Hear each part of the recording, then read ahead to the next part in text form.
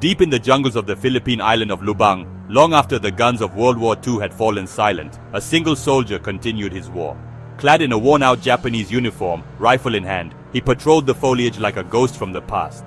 The world had changed, but Hiroo Onoda hadn't. For nearly 3 decades, he believed World War II was still being fought, and he intended to win it. In 1944, as the American forces tightened their grip on the Pacific, young intelligence officer Hiroo Onoda was sent to Lubang Island under a strict mission.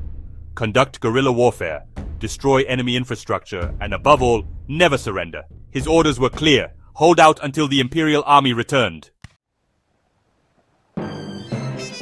So when US forces landed in early 1945 and took control of the island, Onoda melted into the jungle with 3 other soldiers and began what would become one of the longest individual holdouts in military history. Days turned into months, the war ended, Japan surrendered. But in the dense Philippine jungle, Onoda didn't believe it. He dismissed the dropped leaflets declaring the war was over as enemy propaganda. He ignored broadcasts, suspecting psychological tricks. To Onoda, surrender wasn't a choice, it was betrayal. As a trained intelligence officer, he had been taught deception was everywhere. The allies, he thought, were luring Japanese holdouts into exposing themselves, so he and his men stayed hidden. They survived on stolen rice, bananas and cattle. They raided local villages for supplies and clashed with the Philippine police. Over time, his companions died or surrendered. One was killed in a shootout. Another walked away, unable to endure the isolation. By the early 1970s, Hiroo Onoda was alone, still in uniform, still armed, still waiting for the war to resume. Years passed. The world entered the space age. Nuclear treaties were signed. Nations rose and fell. But Onoda remained in the jungle, an unshakable remnant of a forgotten war.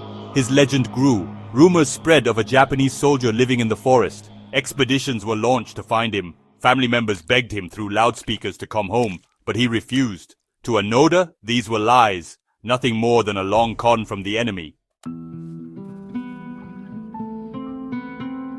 In 1974, nearly 30 years after World War II had ended, a curious young Japanese man named Norio Suzuki trekked to Lubang Island, hoping to find Lieutenant Onoda, a panda, and the abominable snowman, in that order. Incredibly, he did find Onoda. The encounter was surreal. Suzuki tried to convince Onoda the war was over. Onoda, cautious but intrigued, said he would only stand down if he received official orders from his commanding officer. Suzuki returned to Japan and tracked down Major Yoshimi Taniguchi, Onoda's wartime commander, who was now a quiet bookseller in retirement. In March 1974, Taniguchi flew to the Philippines, put on his old uniform, and formally relieved Onoda of duty.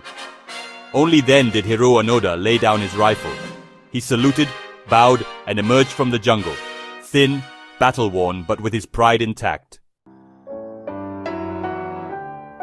The world watched in astonishment as Onoda stepped into the light.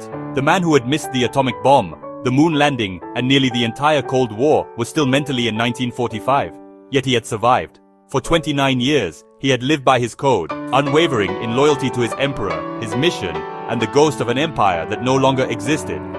He returned to Japan to a hero's welcome, but not everyone celebrated. Some praised his dedication, others saw it as senseless fanaticism. Onoda himself struggled to adjust. He couldn't understand the new Japan, its modernity, its peace, its detachment from the values he had lived by. Disillusioned, he moved to Brazil and started a cattle ranch. Eventually, he returned to Japan in his later years, giving lectures and writing his memoir, No Surrender, My 30-Year War. He spent his final decades teaching survival skills and advocating for youth discipline. In 2014, Hiroo Onoda died at age 91. His story remains one of the most haunting testaments to duty in the history of modern warfare. A soldier who kept his promise when everyone else had moved on. A man who survived the war but lived as if it never ended. And a reminder that sometimes the longest battles are not against enemies, but against time, belief, and the ghosts of the past.